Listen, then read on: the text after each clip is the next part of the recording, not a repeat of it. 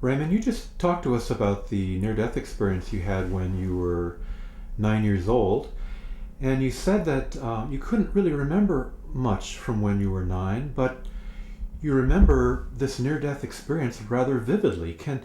As you related it to us just a moment ago, were you reliving it? As I was relating it to you, yes.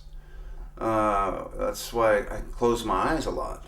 I can go right back there when I close my eyes. So, yes, in some ways, I was reliving it. Yeah. Uh-huh. So, when you came back to your body, what was that like? When you sort of exited the near-death experience and returned to your body, what was that like? It was not pleasant. Matter of fact, gross is probably a good word would be gross. It was like going from this absolute freedom to getting like stuffed into my body. It was like putting on an old crusty pair of socks or something, and I was in terrible pain, and so it was very, very uncomfortable. What's the first thing you remember? The first thing I remember that I had had an accident, and that was the cause of what was going on. Up to this point, during the experience, I didn't remember that at all. So the first thing I remember was the fact that I had an accident. Were you in the hospital at this time? No, I was. The paramedics were circled around. My head was packed in ice.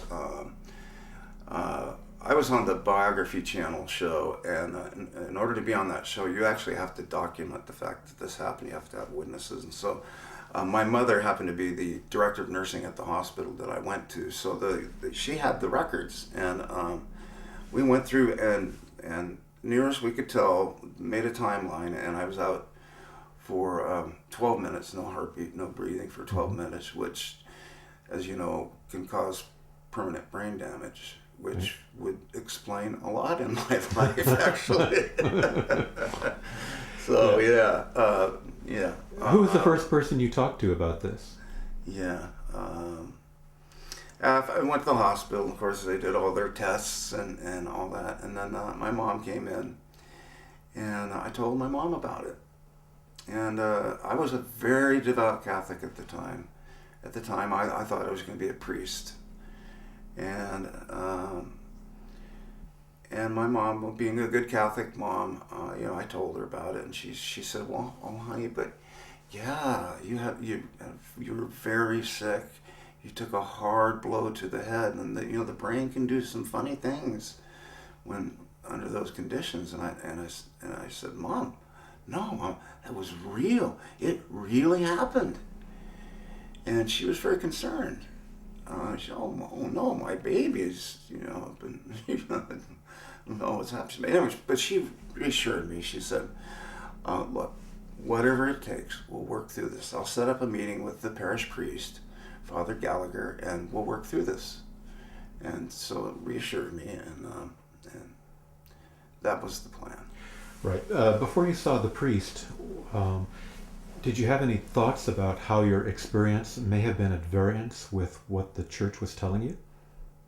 Yeah, I was in deep conflict. Tell us about it. Well,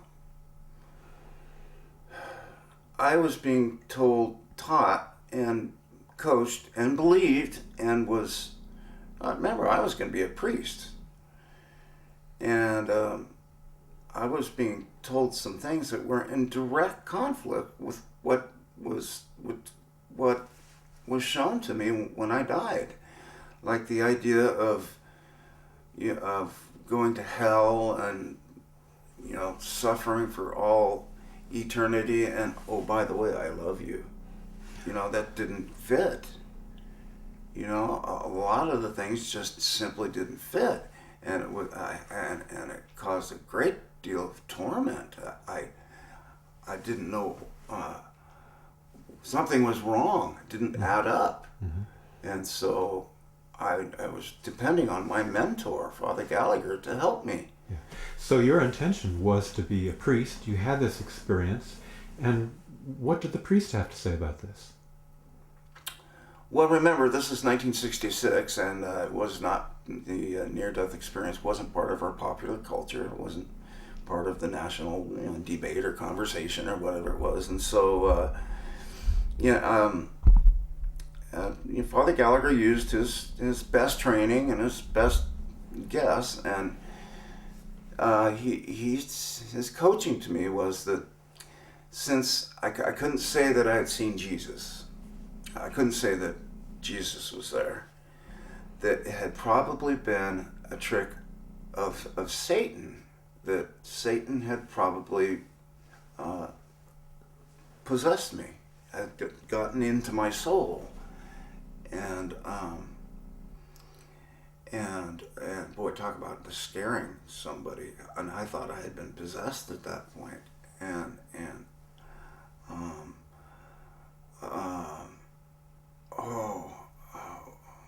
forgot what I was going to say, but I answered your question. I was scared. Yeah. So, did the teachings of Jesus jive with what you experienced on the other side? Yeah, most of it, yeah. If you really look at the teaching of Jesus, his ministry was about love. Mm-hmm. Basically about love. Mm-hmm. So that part wasn't so much a conflict. The part was, as the Catholic religion teaches, the big picture is that God created the angels, and then there was a rebellion, sort of a mutiny, and half the angels went with Satan, and I don't know what the proportion was, and the other half stayed with God. So they had this war going on, and God created people. And the war that was going on was about taking people's souls. Whoever got the most souls won. Right? And which sounds so silly to me now. But I mean, this is what I was being taught. This is what I believed.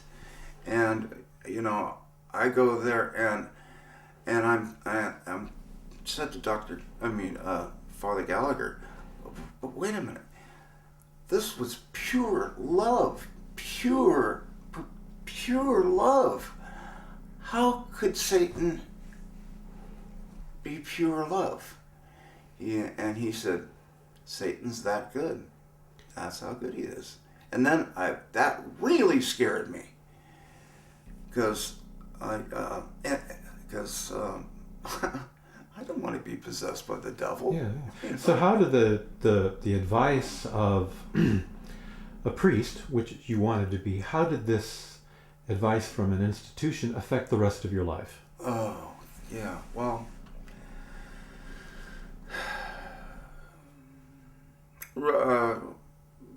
right away, after I got out of the hospital, I met with Father Gallagher.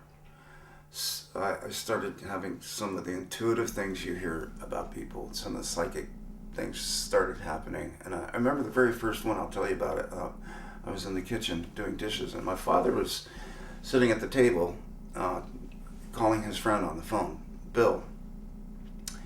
And I can only hear one side of the conversation. He says, "Hi, is Bill there?" And very clearly in my head, I heard, "No, he went hunting in Kern County." Now, I don't even know, I was 9 years, I didn't even know what a county was, let alone Kern County. And then the next thing my dad said was, "Bill's a hunter? I didn't know he had a cabin in Kern County." And then I knew I was possessed. And it frightened me so badly that I psychologically packaged it up, the whole thing, and I put it away. I crammed it. And I didn't process it. I just crammed it. And so it didn't exist. Mm-hmm. So in a way, the church was an impediment to your authentic spiritual development. Yes, I'd say that's a pretty good explanation, yes. Yeah, in your talk at South Bay IANS, you said something that I thought was really kind of intriguing and fun. You said that we are manifesting God wanting to play. Can you talk to us about that? Yeah, sure. I think this relates to that question of if God is perfect, infinite love, and if the love experience when we leave our bodies is so perfect, and it was, why do we have to come here to love? It's already perfect there. And the answer to that was in part of the download, and the way I kind of explain this is, when I go to the movies or to a play, I don't want to know what's going to come up. I want to be surprised, you know. Matter of fact, I want to be scared. That's part of the thing. And see, while when we leave our bodies, we are manifesting pure, infinite love, but it was intangible. It was. It didn't have any skin on. It was as if God wants to be surprised. And so that's why, so he created you, and he loves you so much. He gave you free will, and he said, Raymond, go play. Whatever that looks like to you, go play. And sometimes that play it's not real pretty, you know. I mean, and my mind rebels at it the same as everybody else's does. It's hard, you know, to think of you know, some of the horrors in life as actually being part of the creation of God's creation, but it obviously is, because God created everything. Mm-hmm. Raymond, you said that you were given a purpose in your near-death experience, and that Mm-hmm. was to love, but you also said that you felt alienated and alone because of your near-death experience. Was there anything you could have experienced in life that could have helped you integrate this experience so that you would not have felt alienated and alone? Yeah. I think that a lot of people think that having an experience like this is a magical blessing, and I suppose in a lot of ways it is, but it's not. It's also a huge burden, and any experiencer you talk to will tell you that, because and especially at that time, it wasn't part of the national conversation, and I learned very early on not to speak about it, and I couldn't talk about this. It was huge, and I couldn't talk about it, and I needed to. And so I had packaged it up and put it away, and I continued on with my Christian development. I decided not to become a priest, but I became a fundamentalist Christian, and then I think somewhere in my early 20s, I read a magazine article about a near-death experience that was remarkably similar to mine. And I remember it just kind of gushing out, like this thing that I had crammed, and really didn't want to talk about it. It was too scary. It came gushing out, and yet it was still decades before I never really processed it. And there's a big difference between, after it came gushing out, I could have told you the story, but I didn't process it, and that's a different thing. Psychologically, I don't know what that means. I'm not a psychologist, but I know that I needed to work through, and I needed to talk about it, Mm-hmm. and I had no format for doing that, and I didn't know anything about IANS, But I know I needed to talk about this, so I started putting ads in newspapers saying, anybody want to talk about anybody else? And I didn't get any response. And then eventually I did find IANS, and that's where I got. Yeah.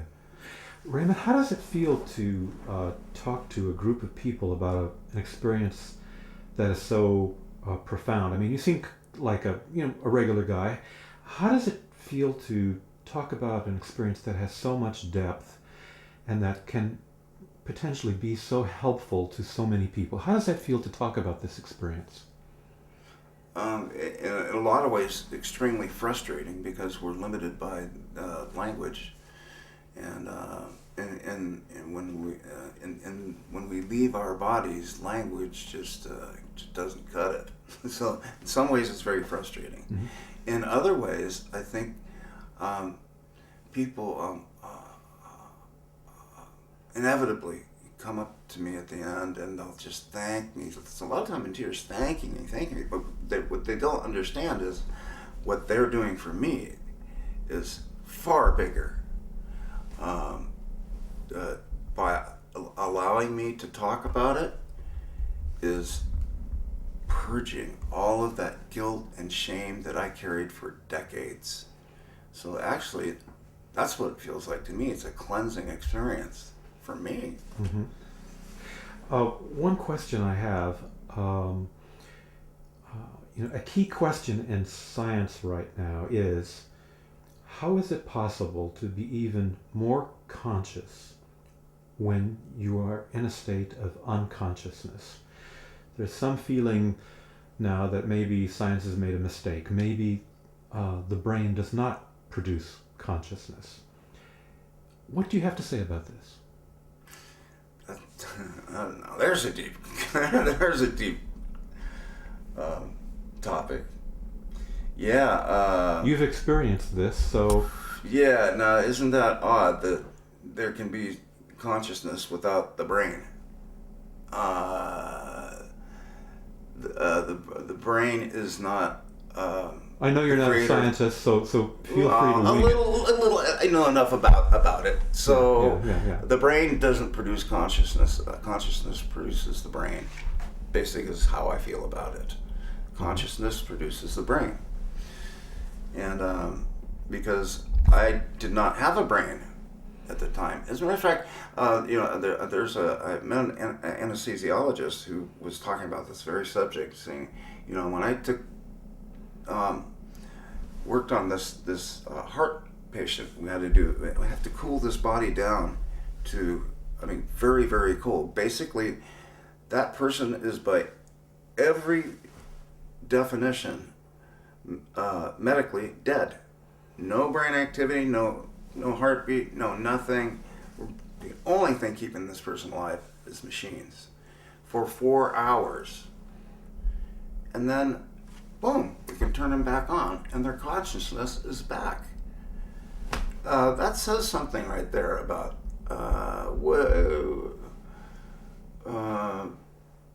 is the brain the source of consciousness, or is consciousness the source of the brain? I think it's pretty obvious. Uh-huh. Yeah. What is your relationship with organized religion now? I don't have any relationship with organized religion. That's probably one of the things I need to get over. Mm-hmm. A lot of resentment there. Mm-hmm. Yeah. Probably some people watching this program are going to say, if it doesn't jive with what the Bible says, then it must be of the devil, which is essentially what your parish priest says. And yet you experienced a transformation that many Christians don't. Mm. So how would you address, what would you have to say about Christians who have not had a mystical experience, who are down on people who have had this liberating experience and whose lives have changed? First, I would caution most people to not make the mistake that all Christians are the condemning sort. Many Christians are open-minded and realize that they don't know everything, and are genuinely interested and want to know more about it. So that's a mistake. We can't lump people together. Mm-hmm.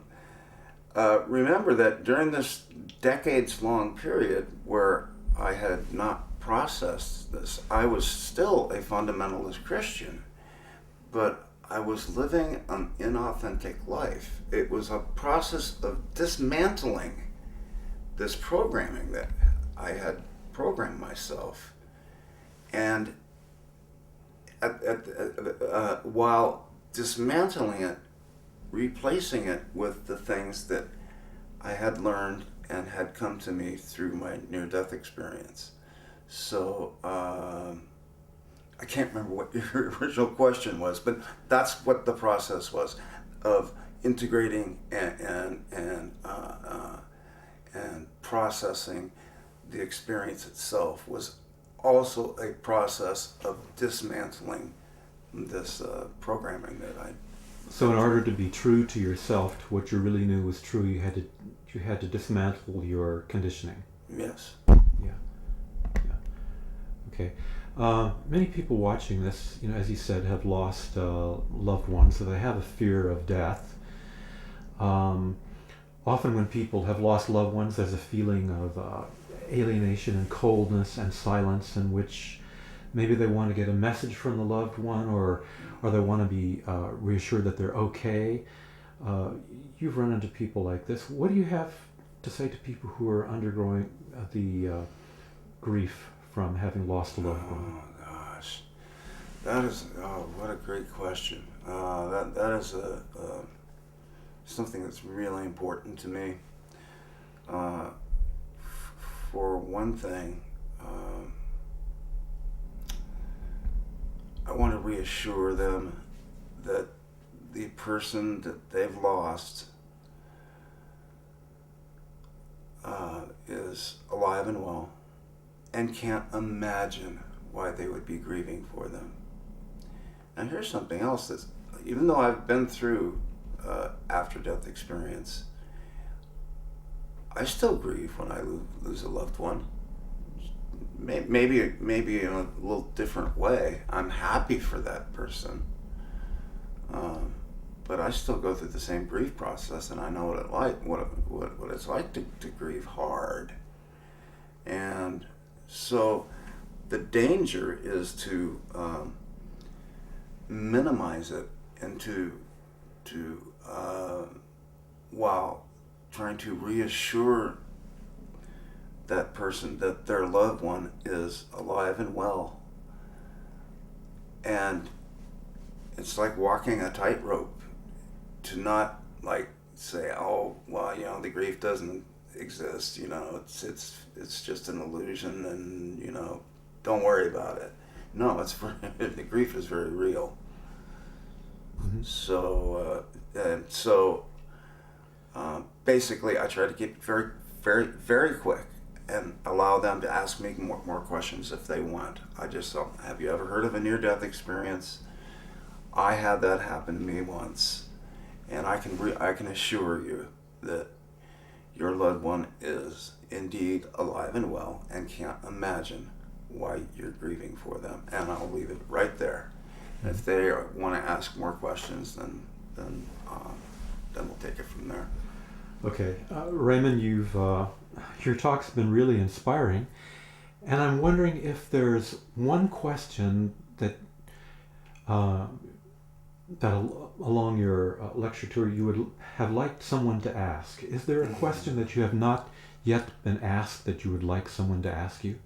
Gosh, let me think about that for a minute, because I'm sure.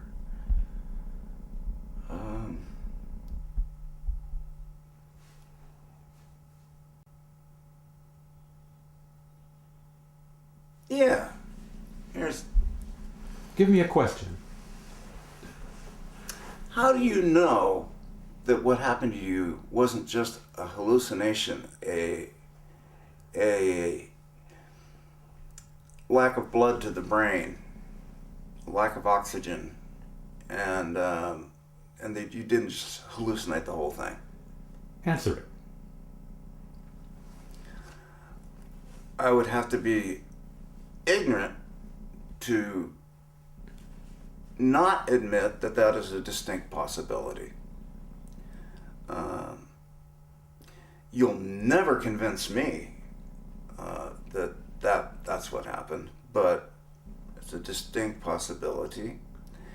But the real answer to the question would be, what do you mean, just a lack of oxygen to the brain? As if that's something that's trivial or something. We have a brain. I mean, we have a brain that uses oxygen for fuel. That's no less real than anything, no less magical than anything else. It's all